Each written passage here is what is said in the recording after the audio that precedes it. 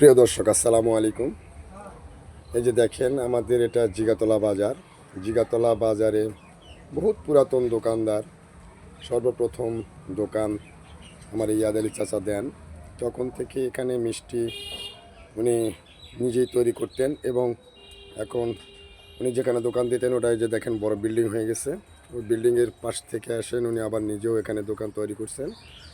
উনি নিজে মিষ্টি তৈরি করতেন, নিজেই কারিগর।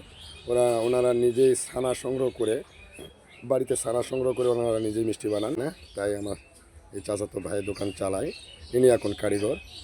এই যে দেখেন, মিষ্টি, পিওর মিষ্টি এখানে পাবেন এবং যে কোনো সময়, এনি টাইম, আল্লাহ যদি কোনো বিপদ আপদ যদি না হয়, এনাদের দোকান খোলা থাকে ভোর 3টাতে, ভোর 4টার থেকে রাত 9টা পর্যন্ত।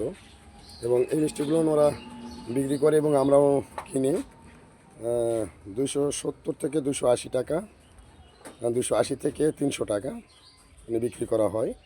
এই যে দেখেন, উনি নিজে বানাইতেছেন। এই যে মিষ্টি, এটা শিরা তৈরি করতেছেন। প্রিয় দর্শক, যদি লাগে আপনারা যে কোনো টাইমে, এনি টাইমে, এবং বিয়ে বাদী, হালখাতা, সুন্নতে খাতনা, জন্মদিন, যে কোনো অনুষ্ঠানে আপনারা এখান থেকে নিতে পারেন মিষ্টি এবং যে কোনো দই আপনারা নিতে পারবেন ইনশাল্লাহ। সবার জন্য দোয়া রইল এবং আমরা দাওয়াত দিলাম জিগাতলা এই মিষ্টির দোকানের জন্য। আসসালামু আলাইকুম।